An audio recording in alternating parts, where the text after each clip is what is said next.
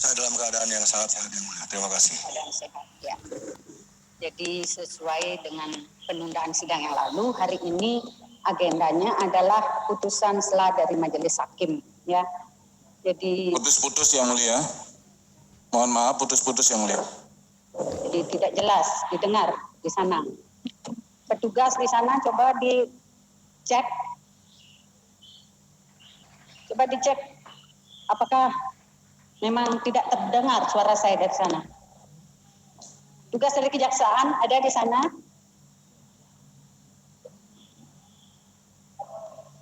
Penuntut umum ya, supaya dihubungi tugas dari kejaksaan agar suara saya bisa didengar lebih jelas.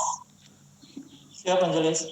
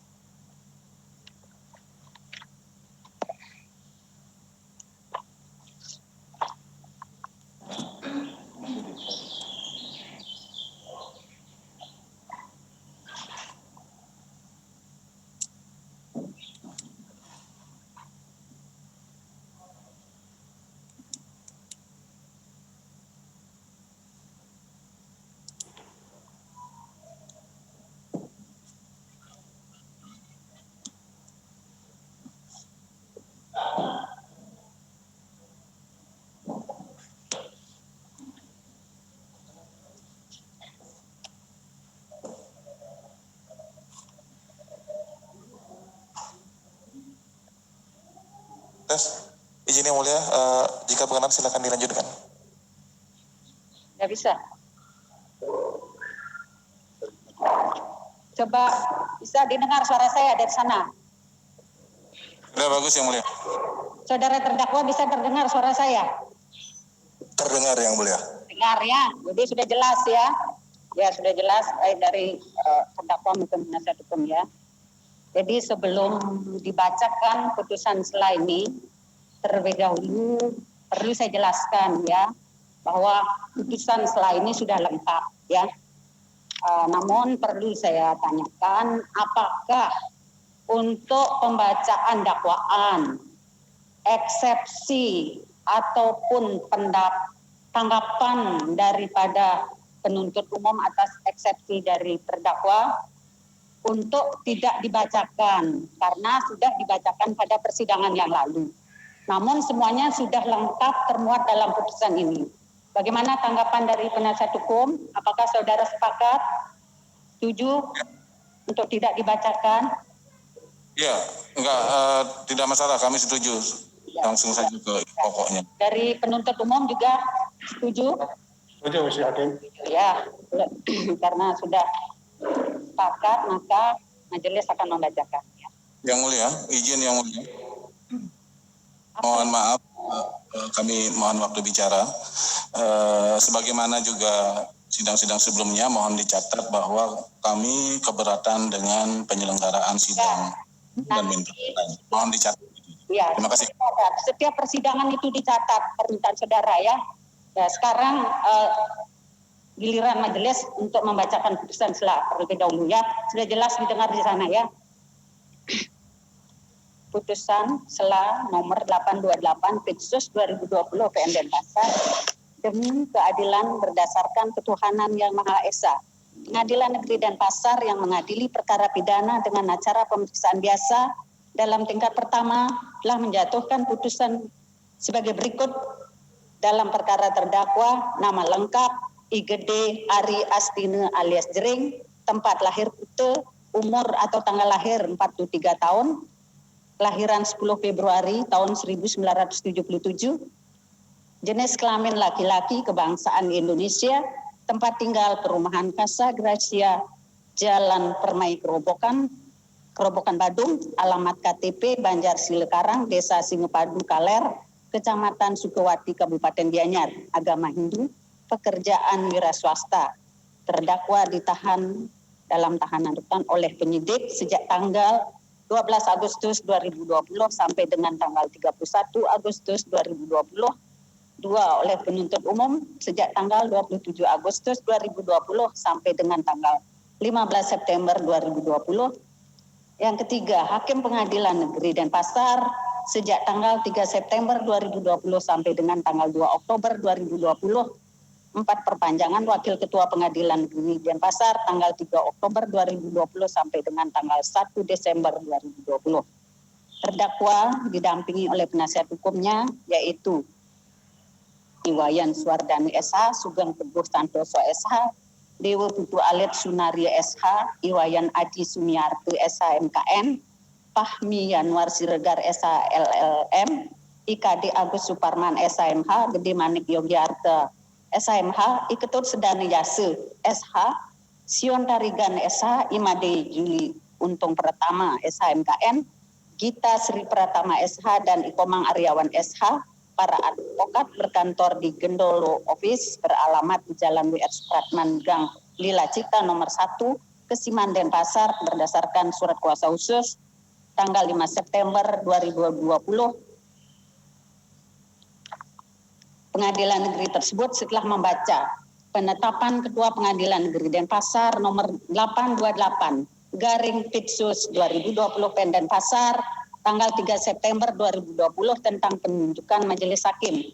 Penetapan Majelis Hakim nomor 828 garing Pitsus garing 2000 garing PN Denpasar tanggal 3 September 2020 tentang penetapan hari sidang, berkas perkara dan surat-surat lain yang bersangkutan setelah mendengar pembacaan surat dakwaan penuntut umum, setelah mendengar pembacaan keberatan dari penasihat hukum terdakwa, setelah mendengar pendapat dari penuntut umum atas keberatan dari penasihat hukum terdakwa, menimbang bahwa terdakwa diajukan ke persidangan oleh penuntut umum didakwa berdasarkan surat dakwaan yang isinya tidak perlu kami bacakan, yaitu pertama,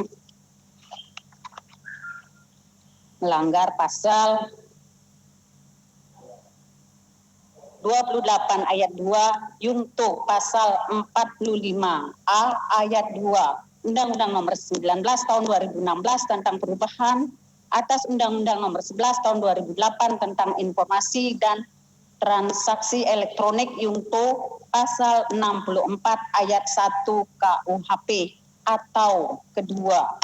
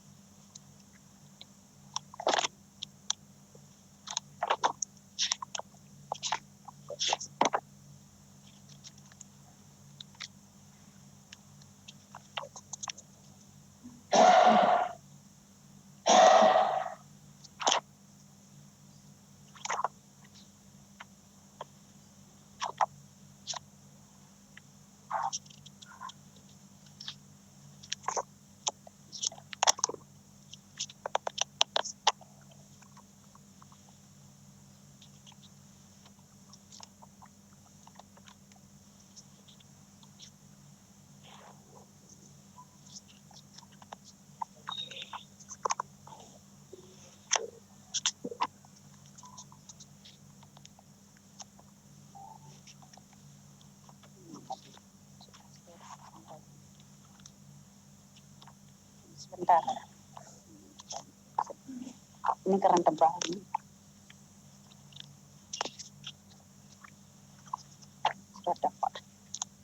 Perbuatan terdakwa sebagaimana diancam dalam pasal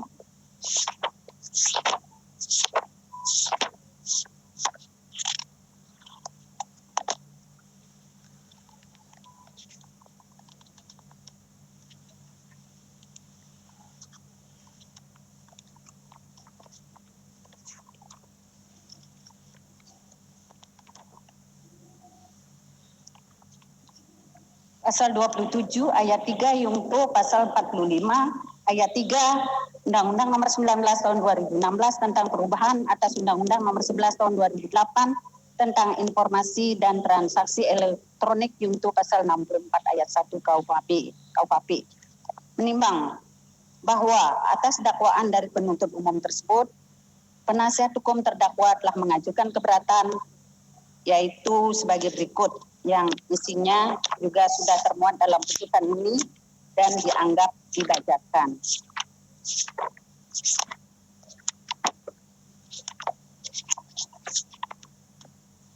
Menimbang bahwa atas keberatan dari penasihat hukum terdakwa tersebut, penuntut umum telah mengajukan pendapat yang pada pokoknya sebagai berikut, yang isinya juga sudah termuat dalam putusan ini dan dianggap dibacakan.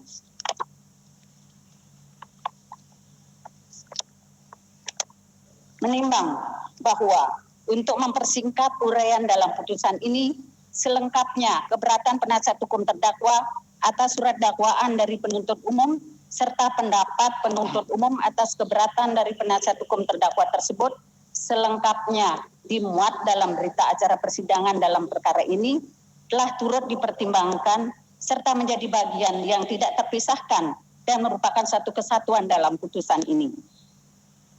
Menimbang bahwa sesuai maksud dari ketentuan pasal 156 ayat 1 KUHP yang berbunyi dalam hal terdakwa atau penasihat hukum mengajukan keberatan bahwa pengadilan tidak berwenang mengadili perkaranya atau dakwaan tidak dapat diterima atau surat dakwaan harus dibatalkan, maka setelah diberi kesempatan kepada penuntut umum untuk menyatakan pendapatnya, hakim mempertimbangkan keberatan tersebut untuk selanjutnya mengambil keputusan, dan selanjutnya dalam pasal 156 ayat 2 KUHP berbunyi, jika hakim menyatakan keberatan tersebut diterima, maka perkara tersebut tidak diperiksa lebih lanjut. Sebaliknya, dalam hal tidak diterima atau hakim berpendapat bahwa hal tersebut baru dapat diputus setelah pemeriksaan, maka sidang dilanjutkan. Menimbang bahwa setelah meneliti dan mencermati surat dakwaan penuntut umum, eksepsi penasihat hukum terdakwa dan tanggapan penuntut umum atas eksepsi penasihat hukum terdakwa tersebut, majelis hakim menyimpulkan bahwa eksepsi penasihat hukum terdakwa pada pokoknya adalah sebagai berikut. 1. Dakwaan penuntut umum tidak dapat diterima karena dakwaan tidak memenuhi kualifikasi syarat pembuatan dakwaan. A. Penuntut umum tidak memahami dakwaan alternatif. B. Perumusan dakwaan tentang perbuatan berlanjut tidak lengkap. 2. Dakwaan penuntut umum kabur atau obskur libel.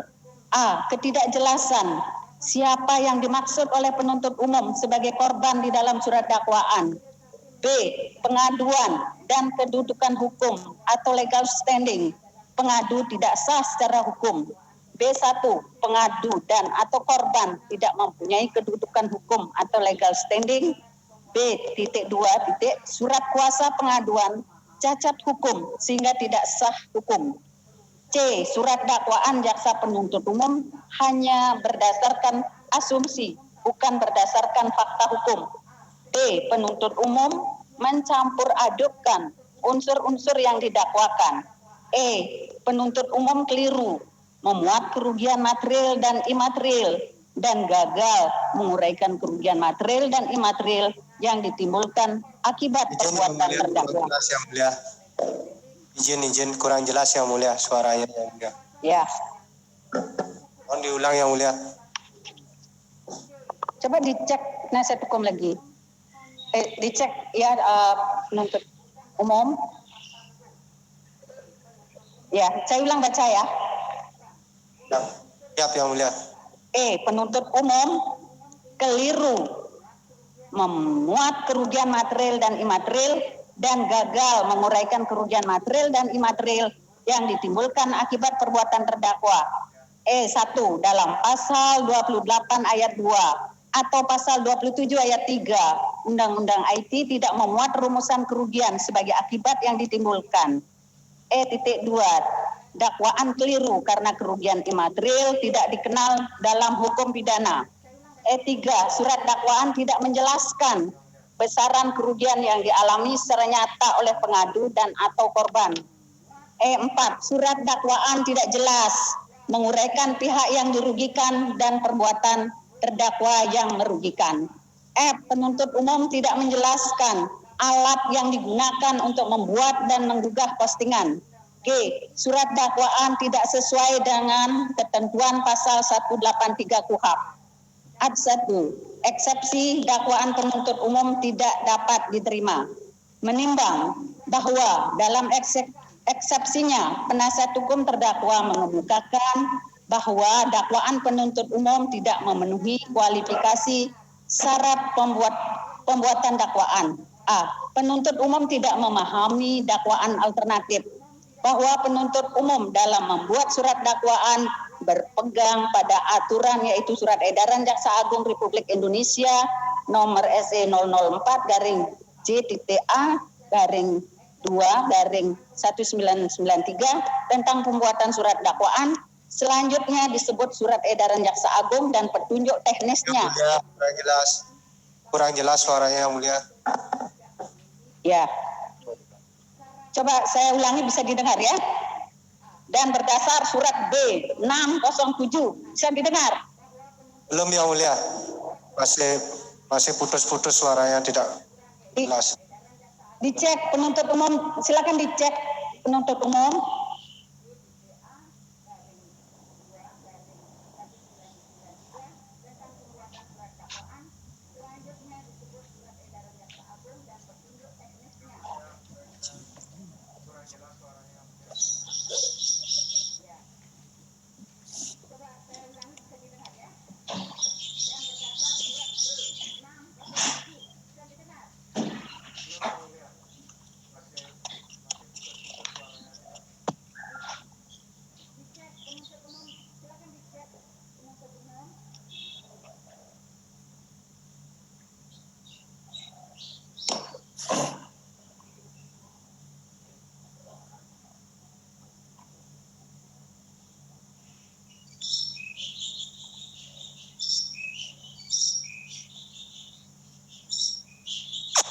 Tidak ada gangguan, tidak ada gangguan sini.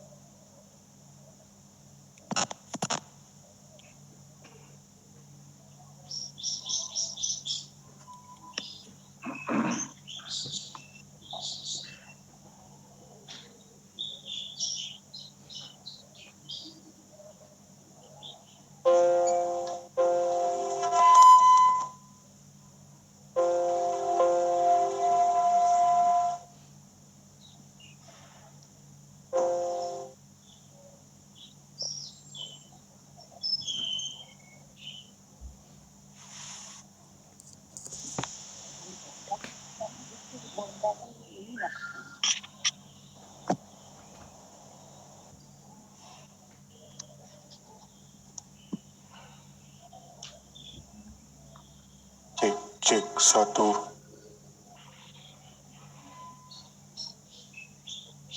Cek.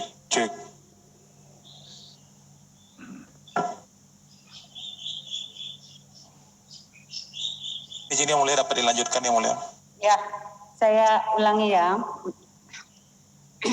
Sesuai dengan surat edaran tersebut dijelaskan bahwa surat dakwaan merupakan mahkota bagi penuntut umum yang harus dijaga dan dipertahankan secara mantap.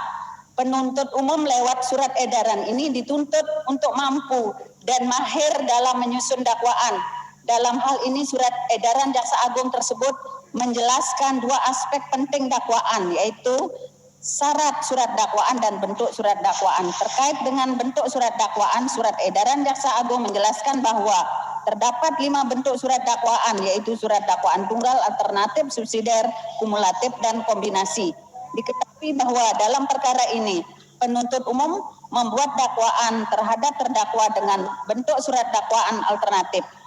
Berdasarkan surat edaran Jaksa Agung SE /Datar 004 J.A/1993 tentang pembuatan surat dakwaan alternatif, berarti dakwaan disusun secara berlapis, di mana satu dakwaan merupakan alternatif dan bersifat mengecualikan dakwaan pada lapisan lainnya. Poin penting yang perlu ditekankan adalah bahwa lapisan yang satu merupakan alternatif dan bersifat mengecualikan dakwaan lapisan lainnya. Maka harus ada pembeda antara dakwaan yang lapis pertama dengan lapis kedua, karena hubungan keduanya mengecualikan. Dalam hal suatu kasus menggunakan dakwaan alternatif, maka penuntut umum harus mampu menguraikan pada masing-masing dakwaan apa pembeda yang saling mengecualikan dari uraian yang dimuat dalam dakwaan. Dakwaan pertama memiliki uraian perbuatan yang ditujukan untuk penggunaan pasal alternatif pertama.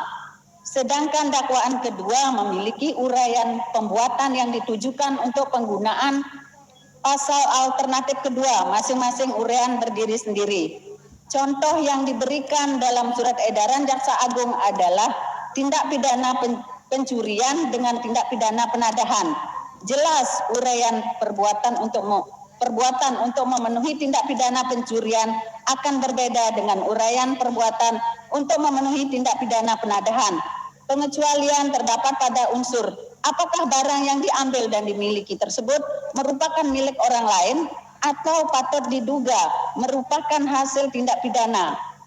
Dalam kondisi ini, jaksa menggunakan dakwaan alternatif karena belum mendapatkan kepastian dari unsur pembeda tersebut.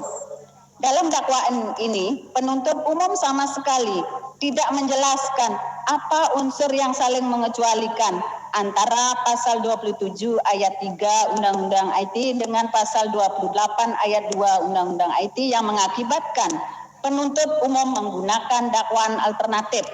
Sedangkan kedua pasal ini sama sekali tidak saling mengecualikan. Hal ini dapat diuraikan sebagai berikut. Pasal 27 ayat 3 Undang-Undang IT ditujukan untuk melakukan penghinaan secara individu melalui tuduhan untuk diketahui umum sebagaimana harus merujuk pasal 310 dan 311 KUHP merupakan delik aduan absolut sehingga korban harus disebutkan namanya secara tegas dan jelas untuk memastikan adanya kesengajaan dengan tujuan merendahkan martabat orang. Sedangkan pasal 28 ayat 2 Undang-Undang IT tidak harus bersifat tuduhan, melainkan informasi yang merupakan penghasutan untuk menimbulkan rasa kebencian dan permusuhan dengan berdasar atas suku, agama, ras, dan antar golongan atau sara, bukan individu. Sedangkan apa yang dilakukan penuntut umum dalam dakwaan aku adalah dakwaan yang tidak jelas dengan mencampur adukkan semua dakwaan tanpa memberikan pengecualian sebagaimana harusnya dakwaan alternatif disusun. Penuntut umum pada dakwaan pertama menggunakan uraian yang sama sekali tidak dialternatifkan dengan dakwaan kedua, bahkan cenderung copy paste, padahal secara jelas dinyatakan bahwa dakwaan pertama adalah tentang perbuatan yang diatur dalam pasal 28 ayat 2 Yungto pasal 45A ayat 2 Undang-Undang IT tentang dengan sengaja dan tanpa hak menyebarkan informasi yang ditujukan untuk menimbulkan rasa kebencian atau permusuhan individu dan atau kelompok masyarakat tertentu berdasarkan atas suku, agama, ras, dan antar golongan atau sara. Perbuatan berdasarkan pasal ini tidak sama sekali ditujukan untuk penghinaan atau pencemaran nama baik seperti yang diuraikan penuntut umum dalam halaman 3 dakwaan aku. Menimbang bahwa setelah mencermati eksepsi penasihat hukum terdakwa tersebut, Majelis Hakim mempertimbangkan sebagai berikut. Menimbang bahwa terhadap eksistensi bentuk surat dakwaan, maka secara teori dikenal 3 bentuk, yaitu dakwaan tunggal, kumulatif, dan alternatif. Sedangkan secara normatif, menurut ketentuan pasal 141 KUHP, hanya dikenal adanya penggabungan perbuatan sehingga hanya dikenal satu bentuk dakwaan. dan pada hakikatnya dalam praktik peradilan dikenal adanya lima macam bentuk surat dakwaan, yang mana salah satunya dikenal adanya bentuk dakwaan alternatif sebagaimana yang telah diajukan oleh jaksa penuntut umum terhadap terdakwa Igede Ari Astine alias Jering. Menimbang bahwa berdasarkan ketentuan pasal 14 huruf D KUHP bahwa penuntut umum mempunyai wewenang membuat surat dakwaan.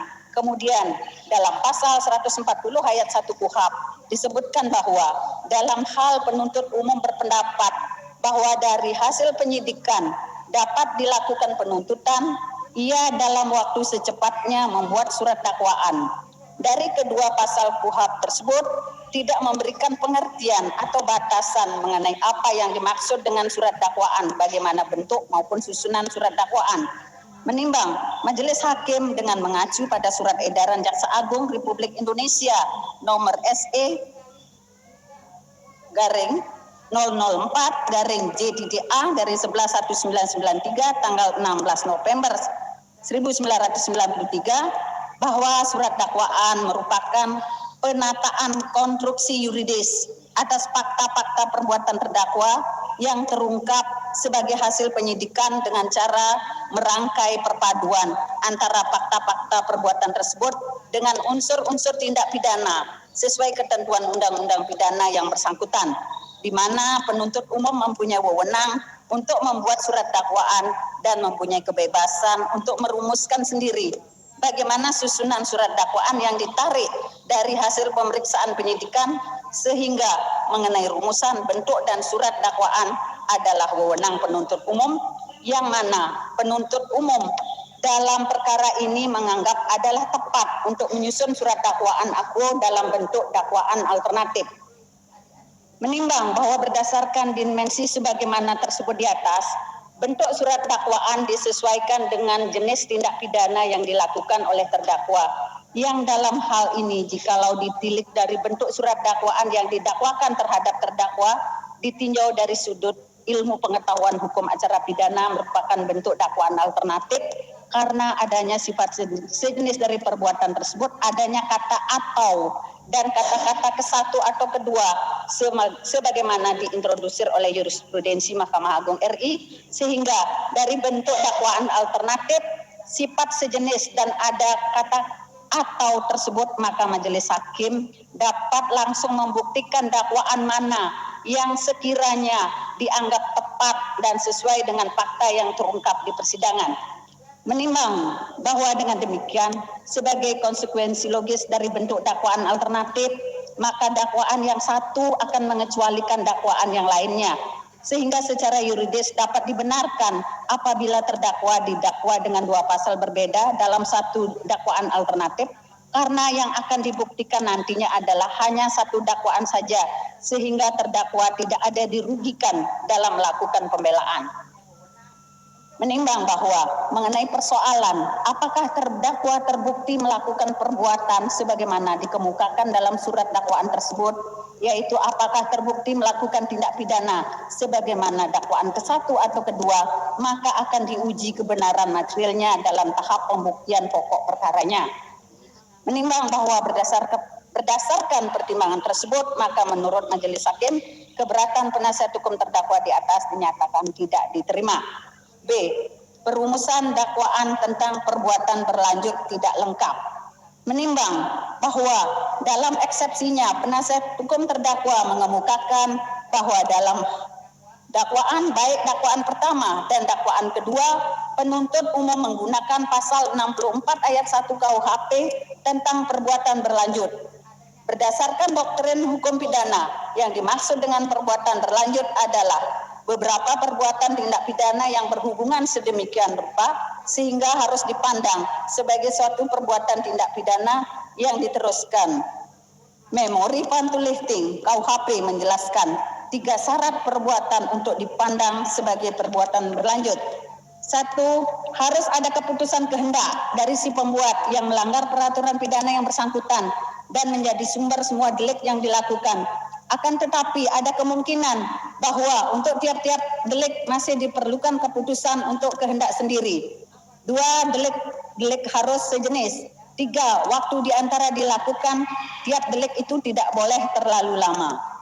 Dengan adanya hubungan antara tiap-tiap keputusan kehendak untuk melakukan suatu delik yang sejenis, maka hal itu sudah cukup untuk membuktikan adanya perbuatan berlanjut.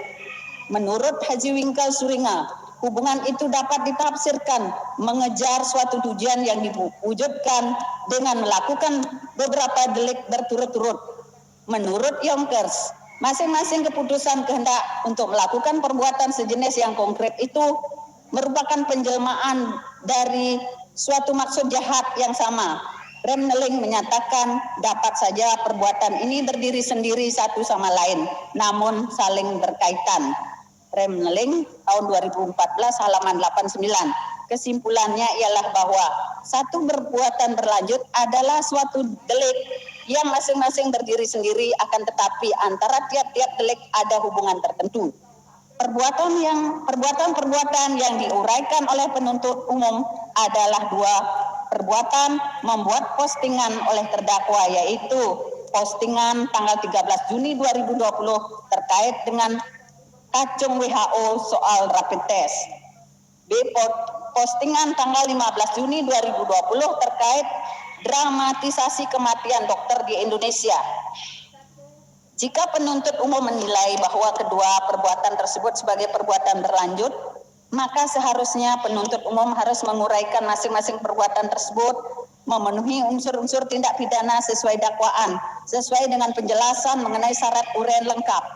Untuk menjamin kelengkapan dakwaan, penuntut umum pada dakwaan pertama harus menjelaskan bahwa postingan terdakwa tentang kacung WHO dan juga postingan tentang dramatisasi kematian dokter sama-sama berasal dari kesatuan niat jahat yang sama terkait dengan ujaran kebencian. Untuk menjamin kelengkapan dakwaan kedua, penuntut umum dalam dakwaan kedua yang juga memuat pasal tentang perbuatan berlanjut harus menguraikan postingan terdakwa tentang kacung WHO dan juga postingan tentang dramatisasi kematian dokter sama-sama berasal dari kesatuan niat jahat yang sama terkait dengan penghinaan atau pencemaran nama baik. Dalam dakwaan tidak ada uraian lengkap soal perbuatan terdakwa yang membuat dua postingan tersebut sebagai satu kesatuan niat yang sama ataupun sebagai kesatuan perbuatan atau tujuan yang sama. Secara konten pun masing-masing postingan tersebut memiliki muatan yang berbeda sehingga tidak memenuhi bentuk surat dakwaan alternatif yang berarti dakwaan disusun secara berlapis di mana satu dakwaan merupakan alternatif dan bersifat mengecualikan dakwaan pada lapisan lainnya. Oleh karenanya, uraian tentang perbuatan berlanjut gagal dimuat dalam dakwaan oleh penuntut umum. Dengan demikian, kegagalan dari penuntut umum dalam memenuhi kualifikasi syarat pembuatan surat dakwaan dalam perkara akuo, baik disebabkan karena penuntut umum tidak memahami karakteristik dakwaan alternatif sehingga dakwaan yang disusun tidak jelas, dengan mencampur adukkan semua dakwaan tanpa memberikan pengecualian sebagaimana harusnya dakwaan alternatif disusun, dan kegagalan penuntut umum merumuskan dakwaan tentang perbuatan berlanjut secara lengkap, maka surat dakwaan sepatutnya dinyatakan tidak dapat diterima. Menimbang bahwa setelah mencermati eksepsi penasihat hukum terdakwa tersebut, majelis hakim dapat menerima pendapat penuntut umum dalam tanggapannya yang pada pokoknya berkesimpulan bahwa tentang terpenuhi atau tidaknya perbuatan berlanjut tersebut tidak berpengaruh pada pembuktian unsur-unsur tindak pidana pokok yang didakwakan, tetapi hanya berpengaruh pada masalah pengenaan pidana yang dijatuhkan semata. Namun demikian, mengenai perbuatan berlanjut yang didakwakan oleh penuntut umum harus pula diuraikan dalam dakwaan penuntut umum dan harus dibuktikan dalam pemeriksaan pokok perkara. Menimbang bahwa setelah majelis hakim membaca dan mencermati dakwaan penuntut umum, baik dakwaan pertama maupun dakwaan kedua, telah diuraikan beberapa perbuatan yang dilakukan oleh terdakwa dalam tempo waktu yang berbeda, yang menurut penuntut umum beberapa perbuatan tersebut adalah perbuatan berlanjut sebagaimana maksud pasal 64 ayat 1 KUHP. Namun mengenai benar tidaknya terdakwa melakukan beberapa perbuatan dimaksud telah memasuki ranah pokok perkara sehingga terhadap eksepsi atau keberatan penasihat hukum terdakwa berkaitan dengan hal tersebut tidaklah berdasarkan hukum. Menimbang bahwa berdasarkan pertimbangan tersebut di atas, maka keberatan penasihat hukum terdakwa pada angka 1 tentang dakwaan penuntut umum tidak dapat diterima menurut majelis hakim tidak berdasar hukum dan telah menyangkut pokok perkara, dan karenanya eksepsi atau keberatan tersebut dinyatakan tidak diterima. Ad 2, dakwaan penuntut umum kabur atau obscure libel. Menimbang bahwa setelah majelis hakim mencermati alasan-alasan dalam eksepsinya tersebut, sebenarnya eksepsi penasihat hukum terdakwa pada angka 2 bermuara pada aspek esensial surat dakwaan yang menurut penasihat hukum terdakwa bahwa penuntut umum tidak dapat menguraikan secara cermat, jelas, dan lengkap sesuai pasal 143 ayat 2 huruf B KUHP, sehingga dakwaan penuntut umum menjadi kabur atau obscure libel. Menimbang bahwa dalam mempertimbangkan eksepsi tersebut, majelis hakim perlu kembali memberi deskripsi tentang pengertian cermat, jelas, dan lengkap dari suatu surat dakwaan sehingga tidak menjadi kabur atau obscure libel sebagaimana dimaksud oleh tim penasihat hukum terdakwa. Oleh karenanya, majelis hakim akan meninjaunya dari sudut pandang doktrin surat edaran Jaksa Agung dan jurisprudensi Mahkamah Agung RI sehingga dapat dijadikan tolak ukur yang bersifat representatif untuk mendapatkan persepsi yang jelas baik dari visi penuntut umum, terdakwa beserta penasihat hukumnya. Karena ketentuan pasal 143 ayat 2 huruf B KUHP beserta penjelasannya tidak memberikan pengertian letterlek dan limitatif agar surat dakwaan penuntut umum menjadi cermat, jelas, dan lengkap sehingga tidak batal demi hukum sebagaimana diatur dalam pasal 143 ayat 3 KUHP. Menimbang bahwa menurut visi doktrin pendapat dari A. Sutomo S.H.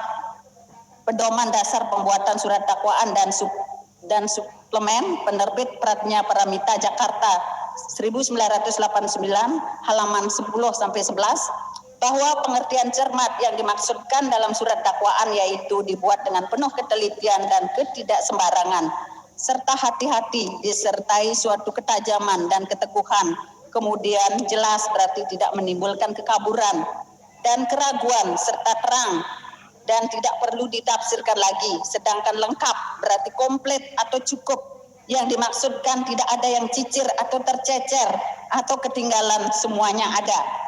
Menimbang bahwa apabila ditelaah menurut surat edaran Jaksa Agung RI PDSE Jaksa Agung RI nomor SE.004 garing J.A garing 2 Romawi 1993 tertanggal 16 November 1993 tentang pembuatan surat dakwaan dan surat edaran Jaksa Agung Muda Tindak Pidana Umum nomor B garis datar 607 garing E garing U garing 1993 tertanggal 22 November 1993 perihal pembuatan surat dakwaan.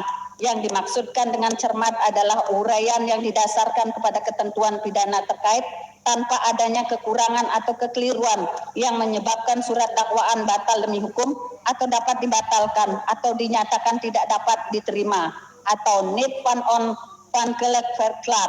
Sedangkan jelas adalah uraian yang jelas dan mudah dimengerti dengan cara menyusun redaksi yang mengemukakan fakta-fakta perbuatan terdakwa dengan unsur-unsur tindak pidana yang didakwakan sehingga terdakwa yang mendengar atau membaca akan mengerti tentang siapa yang melakukan tindak pidana yang dilakukan, kapan dan di mana tindak pidana tersebut dilakukan, apa akibat yang ditimbulkan dan mengapa terdakwa melakukan tindak pidana itu.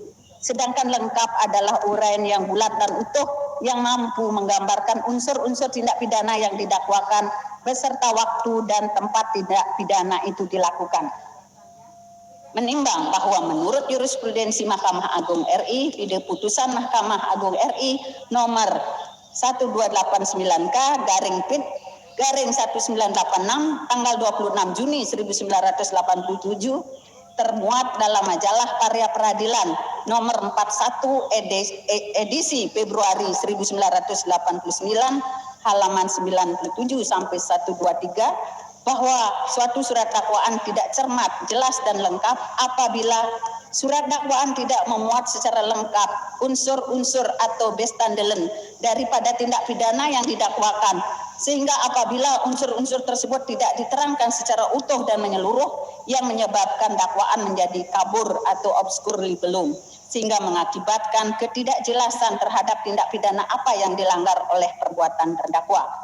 Menimbang bahwa tentang apa sesungguhnya yang disebut dakwaan yang tindak pidananya diuraikan secara cermat, jelas dan lengkap, Baharudin Lopa mencoba membahas secara singkat sejauh penggunaannya dalam praktik bahwa yang dimaksud dengan uraian dari suatu tindak pidana yang didakwakan adalah sesungguhnya tidak lain dari penggambaran atau pelukisan kembali suatu kejadian, selain terdiri dari unsur waktu dan tempat kejadian yang lebih dikenal dengan istilah tempus dan locus delicti, juga harus memenuhi unsur-unsur pokok lainnya dari suatu kejadian, yaitu apa yang terjadi, siapa yang terlibat atau pelaku, peserta, objek perbuatan, dan bagaimana kejadiannya, di mana ketiga unsur yang tersebut terakhir ini bervariasi menurut warna dari pasal yang didakwakan.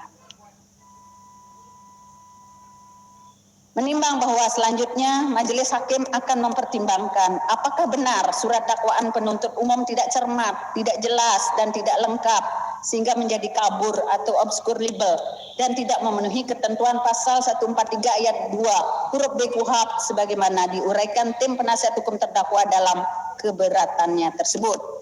Menimbang bahwa berdasarkan teori dan praktik peradilan bahwa keberatan atau eksepsi sebagaimana ketentuan pasal 156 ayat 1 KUHP merupakan aspek yang bersifat formal dan material dari suatu surat dakwaan sehingga tidaklah bersifat memasuki dan memeriksa pokok perkara. Menimbang bahwa ketentuan pasal 143 ayat 2 huruf B KUHP mensyaratkan surat dakwaan harus memperhatikan aspek syarat material, yaitu urian secara cermat, jelas, dan lengkap mengenai tindak pidana yang didakwakan dengan menyebutkan waktu dan tempat tindak pidana itu dilakukan dan akan mengakibatkan batal demi hukum kalau ketentuan tersebut dilanggar. Pasal 143 ayat 3 KUHP menimbang bahwa dalam uraian keberatan atau eksepsinya pada ayat 2 huruf A, penasihat hukum terdakwa menyatakan adanya ketidakjelasan siapa yang dimaksud oleh penuntut umum sebagai korban dalam surat dakwaan, sedangkan dalam keberatannya pada huruf B, penasihat hukum terdakwa menyatakan bahwa pengadu dan atau korban tidak mempunyai kedudukan hukum atau legal standing dan surat kuasa pengaduan cacat hukum sehingga tidak sah. Karena surat kuasa yang digunakan sebagai dasar hukum oleh Dr. Igede Putra Steje selaku pengadu untuk melaporkan terdakwa adalah surat kuasa dari Pengurus Besar Ikatan Dokter Indonesia tertanggal 15 Juni 2020 hanya mencantumkan tanda tangan dari pemberi kuasa dan tidak ada mencantumkan tanda tangan penerima kuasa. Menimbang bahwa alasan-alasan yang dikemukakan oleh penasihat hukum terdakwa dalam eksepsi atau keberatannya tersebut menurut majelis hakim haruslah dibuktikan melalui pemeriksaan pokok perkara dan bukan melalui wadah keberatan atau eksepsi, maka keberatan tersebut dinyatakan tidak diterima. Menimbang bahwa terhadap keberatan penasihat hukum terdakwa pada angka 2 huruf C, D, E, F, dan G, majelis hakim mempertimbangkan sebagai berikut. Menimbang bahwa dalam keberatannya pada angka 2 huruf C, penasihat hukum terdakwa menyatakan surat dakwaan jaksa penuntut umum hanya berdasarkan asumsi, bukan berdasarkan fakta hukum. Sedangkan keberatannya pada huruf D, penasihat hukum terdakwa menyatakan bahwa penuntut umum mencampur adukkan unsur-unsur yang didakwakan dalam surat dakwaan. Menimbang bahwa terhadap keberatan-keberatan tersebut, majelis hakim berpendapat bahwa aspek ini hanya dapat diperiksa melalui pemeriksaan pokok perkaranya dan bukan melalui wadah keberatan atau eksepsi, maka keberatan tersebut dinyatakan tidak diterima. Menimbang bahwa selanjutnya dalam uraian keberatannya pada angka 2 huruf E, penasihat hukum terdakwa menyatakan bahwa penuntut umum keliru memuat kerugian material dan imaterial dan gagal menguraikan kerugian material dan imaterial yang ditimbulkan akibat perbuatan terdakwa, yaitu 1 dalam pasal 28 ayat 2 atau pasal 27 ayat 3 Undang-Undang IT tidak memuat rumusan kerugian sebagai akibat yang ditimbulkan. 2 Dua, dakwaan keliru karena kerugian imaterial tidak dikenal dalam hukum pidana. Sedangkan dalam keberatannya pada huruf F, penasihat hukum terdakwa menyatakan bahwa dalam dakwaannya penuntut umum tidak menjelaskan alat yang digunakan oleh terdakwa untuk membuat dan menggugah postingan. Menimbang bahwa terhadap alasan-alasan keberatan yang dikemukakan oleh penasihat hukum terdakwa tersebut, menurut majelis hakim masih akan diuji secara langsung pada tahap pembuktian material dengan melihat alat-alat bukti sebagaimana ketentuan pasal 184 KUHP.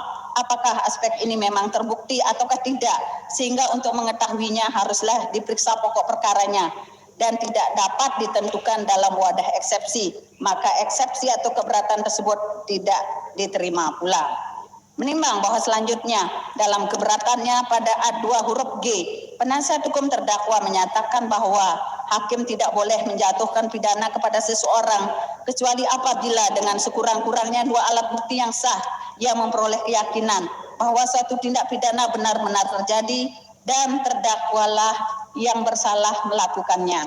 Namun menurut penasihat hukum terdakwa dalam surat dakwaan tidak dijelaskan adanya keterangan saksi, keterangan ahli, surat petunjuk dan keterangan terdakwa. Pidana pasal 184 ayat 1 KUHP yang menguatkan bahwa postingan dari terdakwa IGD Ari Astina telah melanggar hukum. Menimbang bahwa keberatan penasihat hukum terdakwa tersebut menurut majelis hakim tidaklah termasuk makna suatu eksepsi atau keberatan, karena eksepsi atau keberatan hanya mengenai formalitas surat dakwaan dan bukan mengenai kebenaran kejadian material dari perkara dimaksud. Maka untuk membuktikan benar tidaknya terdakwa melakukan tindak pidana sebagaimana dakwaan penuntut umum, dipersilahkan kepada penuntut umum untuk membuktikan kebenaran dari dakwaan pada saat pemeriksaan pokok perkara dengan tetap memberikan hak kepada terdakwa dan atau penasihat hukum terdakwa untuk membuktikan sebaliknya, sehingga tidak pada tempatnya lah apabila keberatan sebagaimana ketentuan pasal 156 ayat 1 KUHP dijadikan dasar untuk menilai kebenaran tentang adanya kekurangan alat bukti dalam pasal 184 KUHP. Bahkan sangatlah prematur untuk menilai alat bukti yang akan diajukan oleh penuntut umum dalam pemeriksaan pokok perkara, maka karena itu eksepsi atau keberatan tersebut pun tidak dapat diterima. Menimbang bahwa berkaitan dengan syarat dakwaan harus disusun secara cermat, jelas dan lengkap sebagaimana ketentuan pasal 143 ayat 2 huruf B KUHP. Dengan mendasarkan pada pengertian redaksional, majelis hakim telah meneliti dakwaan penuntut umum yang telah ada uraian tentang lokus dan tempus delicti perbuatan yang dilakukan terdakwa, yaitu dicantumkannya kata-kata pada hari Sabtu tanggal 13 Juni 2020 dan pada hari Senin tanggal 15 Juni 2020 atau setidak-tidaknya pada sewaktu lain dalam bulan Juni 2020 bertempat di perumahan Casa Gracia Jalan Intan Permai Kerobokan Kabupaten Badung atau setidak-tidaknya pada suatu tempat yang masih termasuk dalam daerah hukum Pengadilan Negeri Denpasar, di mana untuk adanya lokus delikti sebagaimana tersebut di atas juga dicantumkannya pula kata setidak-tidaknya yang menurut putusan Mahkamah Agung RI nomor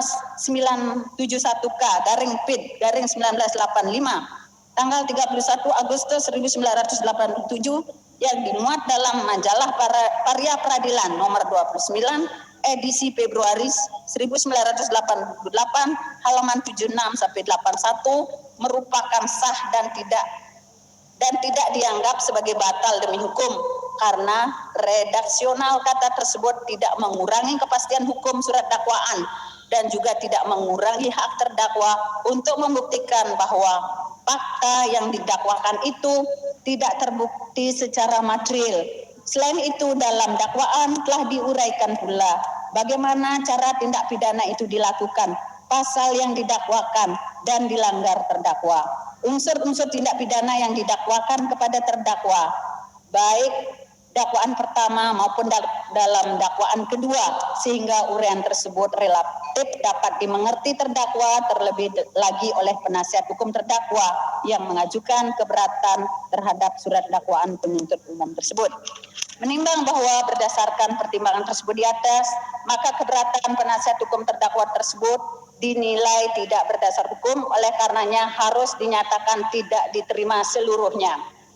Menimbang bahwa terhadap hal-hal yang dikemukakan oleh penasihat hukum terdakwa dalam pendahuluan keberatan atau eksepsinya, baik mengenai latar belakang terjadi peristiwa maupun tentang penyelesaian perkara secara restoratif serta hal-hal lainnya yang tidak termasuk makna suatu eksepsi, menurut majelis hakim haruslah dikesampingkan. Menimbang bahwa sebagai konsekuensi yuridis tidak diterimanya keberatan penasihat hukum terdakwa, maka pemeriksaan perkara dilanjutkan dan karenanya diperintahkan kepada penuntut umum untuk melanjutkan pemeriksaan perkara ini. Menimbang bahwa oleh karena putusan ini mengenai keberatan dari penasihat hukum terdakwa terhadap surat dakwaan penuntut umum, maka perhitungan mengenai biaya perkara ini ditangguhkan sampai dengan putusan akhir. Memperhatikan pasal-pasal dalam Kitab Undang-Undang Hukum Acara Pidana, Undang-Undang Nomor 8 Tahun 81, khususnya ketentuan pasal 143 ayat 2 huruf A, B, pasal 156 ayat 1, ayat 2 Undang-Undang Nomor 8 Tahun 81 tentang KUHP, Undang-Undang Nomor 48 Tahun 2009 tentang Kekuasaan Kehakiman, dan Undang-Undang Nomor 49 Tahun 2009 tentang Peradilan Umum, serta peraturan hukum lainnya yang bersangkutan dengan perkara ini. Mengadili: 1. Menyatakan keberatan dari penasihat hukum terdakwa tersebut tidak diterima. 2. Memerintahkan penuntut umum melanjutkan pemeriksaan perkara nomor 828 Pitsus garing 2020 garing PN Denpasar atas nama I Gede Ari Astine alias Jreng tersebut di atas, menangguhkan biaya perkara sampai dengan putusan akhir. Demikian diputuskan dalam sidang permusyawaratan Majelis Hakim Pengadilan Negeri Denpasar pada hari Senin tanggal 5 Oktober 2020 oleh kami, Ida Ayu Nyoman Adnya Dewi SAMH sebagai Hakim Ketua, Imade Pasek SAMH, dan Idewo Made Budi Watsari SAMH masing-masing sebagai Hakim Anggota, yang diucapkan dalam sidang terbuka untuk umum pada hari Selasa tanggal 6 Oktober 2020 oleh Hakim Ketua dengan didampingi para Hakim Anggota tersebut dengan dibantu oleh Iketut Semaraguna SE SAMH, Panitra Pengganti pada Pengadilan Negeri Denpasar, serta dihadiri oleh Otong Hendra Rahayu SAMH dan kawan-kawan penuntut umum dan terdakwa didampingi tim penasehat hukumnya. Jadi demikian ya, sudah dibacakan putusan sela tadi. Apakah terdakwa maupun penasihat hukum sudah mengerti yang dibacakan tadi ya? Sudah ya? Ya. Terhadap putusan yang dibacakan tersebut, baik penasihat hukum atau terdakwa ataupun penuntut umum mempunyai hak untuk mengajukan upaya hukum berupa perlawanan, ya, berupa perlawanan. Ada tanggapan?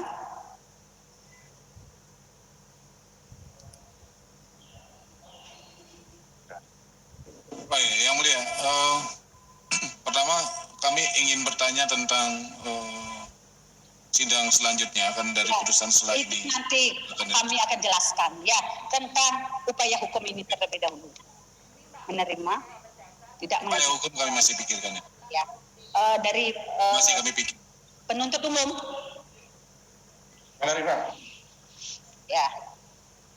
Dengan demikian untuk perkara ini karena sudah selesai pembacaan putusan selah, dilanjutkan dengan pembuktian ya, diperintahkan kepada penuntut umum untuk melanjutkan persidangan dengan pembuktian, yaitu berupa pemeriksaan saksi-saksi ya untuk persidangan yang akan ditentukan kemudian ya. Ya, untuk selanjutnya ya tentang yang ditanyakan oleh penasihat hukum terdakwa tadi ya yang sudah sering dikemukakan dalam persidangan setelah kami majelis bermusyawarah ya dengan melihat perkembangan persidangan selama ini ya untuk pemeriksaan saksi dan terdakwa persidangan perlu dilakukan secara offline ya, secara offline dengan pertimbangan karena sebagai tujuan proses persidangan pidana adalah untuk mencari kebenaran material sebagaimana yang ditentukan di dalam KUHP ya. Yang kedua, dasar hukum untuk melaksanakan persidangan secara online tidak bersifat imperatif. Jadi boleh dilaksanakan secara online dan boleh pula dilakukan secara offline ya. Dan kesepakatan majelis selama proses persidangan berlangsung dan melihat secara kasuistis perlu dilakukan persidangan secara offline dengan tujuan memberikan kebebasan kepada penasihat hukum dan penuntut umum untuk menunjukkan bukti-bukti secara visual, namun dengan demikian sikap majelis tersebut bukan semata-mata atas permintaan dari penasihat hukum terdakwa tersebut, namun berdasarkan pertimbangan-pertimbangan sebagaimana yang telah dikemukakan tadi. Ya, demikian dari penjelasan kami. Namun apabila akan dilakukan persidangan secara offline, perlu juga diperhatikan aturan-aturan ya yang harus dipatuhi, yaitu dengan tetap memperhatikan protokol kesehatan harus disepakati oleh pihak-pihak maupun pengunjung sidang nantinya sesuai dengan yang ditetapkan oleh Pengadilan Negeri Denpasar. Yang kedua, semua pihak harus mentaati tata tertib persidangan dan khusus terdakwa wajib dihadirkan di persidangan dengan pengamanan. Jadi itu yang dapat kami jelaskan ya. Atau ada tambahan?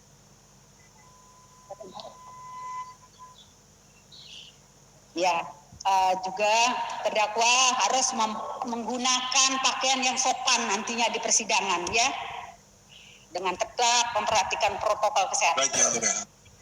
Ya, bagaimana tanggapan penuntut umum? Bagaimana? Baik, terima kasih Majelis Hakim yang mulia. Pertama, kami menerima penetapan yang disampaikan oleh Majelis Hakim yang mulia.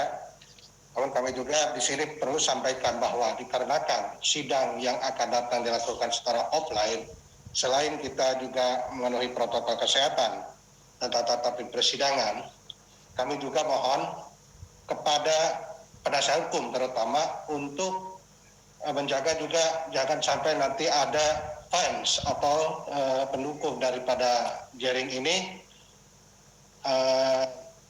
tetap berbuat untuk tertib juga di luar gedung atau di luar proses persidangan. Barangkali itu yang perlu kami sampaikan. Jadi kita tidak hanya memberikan protokol kesehatan dan tata tertib di dalam ruang persidangan, namun kami juga mohon kepada penasihat hukum dan terdakwa juga supaya bisa memberikan pengertian kepada para fansnya untuk tetap bersikap tertib. Demikian Majelis Hakim yang mulia. Ya, bagaimana? Ada kesanggupan dari penasihat hukum ya agar tertib? Nasihat hukum dan terdakwa pasti tertib. Ya usah penuntut umum, nggak usah ini. Tapi itu kan kalau soal pendukung atau apa, itu kan sudah ada aturan, ada peraturan hukum yang mengatur. Ya. Tapi sebenarnya menarik dari penuntut hukum itu, kalau berharap terdakwa untuk bisa memberikan pengertian kepada fans, ini terkait juga dengan permintaan kami yang mulia, sebetulnya sederhana sekali. Itu akan bisa dilakukan kalau kemudian juga terdakwa diberikan penangguhan. Jadi jaksa kalau misalkan begitu, dukung aja kami agar yang mulia memberikan penangguhan kepada terdakwa. Clear dah? Ya, sudah cukup, ada tambahan? Sudah cukup ya. Jadi demikian. Oh ya. Dengan demikian karena sudah ada kesanggupan dari. Yang mulia. Ya, dengarkan dulu ya. Jadi perlu saya membaca kembali jadwal persidangan ya. Setelah adanya putusan sela ini, kami perlu lagi membacakan jadwal persidangan ya. Jadi kita tetapkan pada hari Selasa tanggal 13 Oktober 2020 itu dilakukan pemeriksaan saksi dari penuntut umum. Pada hari Kamis tanggal 15 Oktober 2020 pemeriksaan saksi dari penuntut umum. Pada hari Selasa tanggal 20 Oktober 2020 pemeriksaan saksi Adicat. Hari Kamis tanggal 22 Oktober 2020 masih diberikan kesempatan untuk mengajukan